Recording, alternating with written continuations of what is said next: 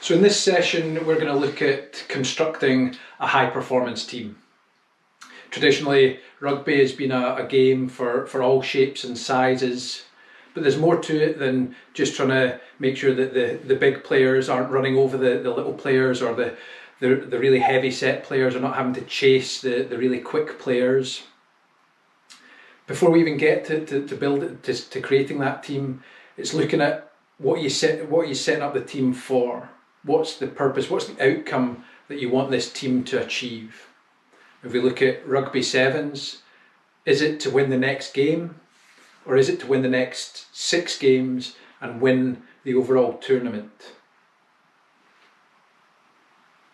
So once you've set that outcome, you then need to look at measurables that you can put in place so that you can check on progress, check you're on the right path, you're working towards that key outcome. Going back to rugby, the obvious measurable is whether you win or lose a game. But we look at far more detail behind that as to why you may win or lose a game.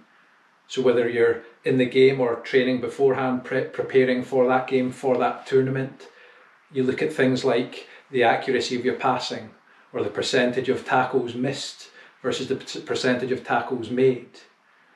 In a business context, you win or you lose pieces of business.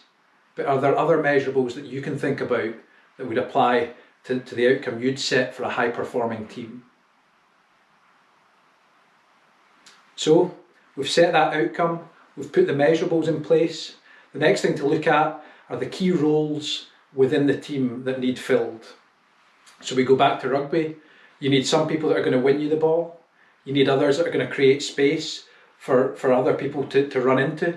And then you need the end product, people to finish that off and score the tries.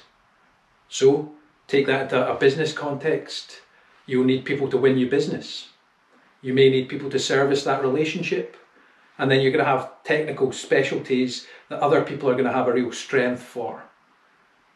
So if you have set that outcome, you've got the measurables in place that you know to check you're on the right track, that you're making progress. You've then looked at the key roles within the team.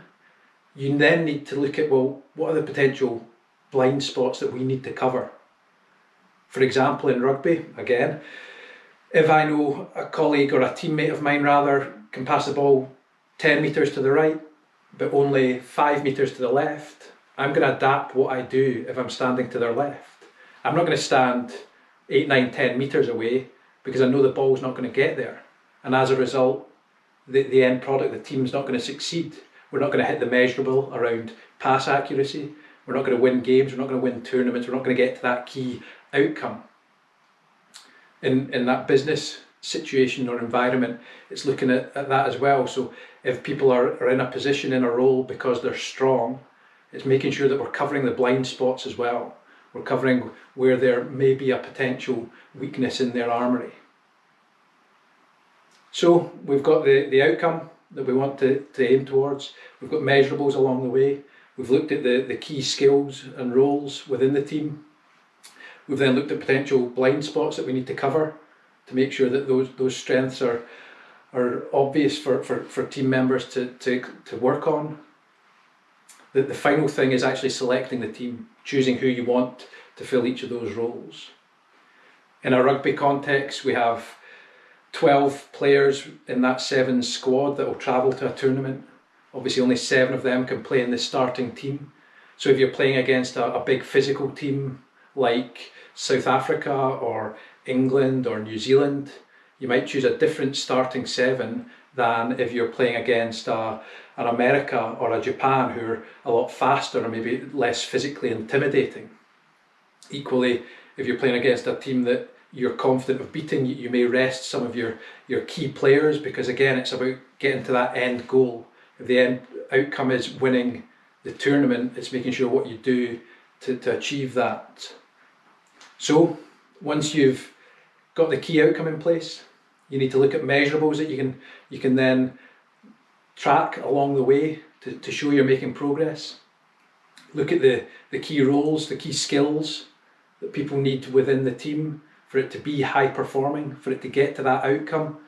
Make sure you're covering off each other's blind spots to really strengthen the bond of that team, and then you can select the individuals to put into that team to make it truly high performing.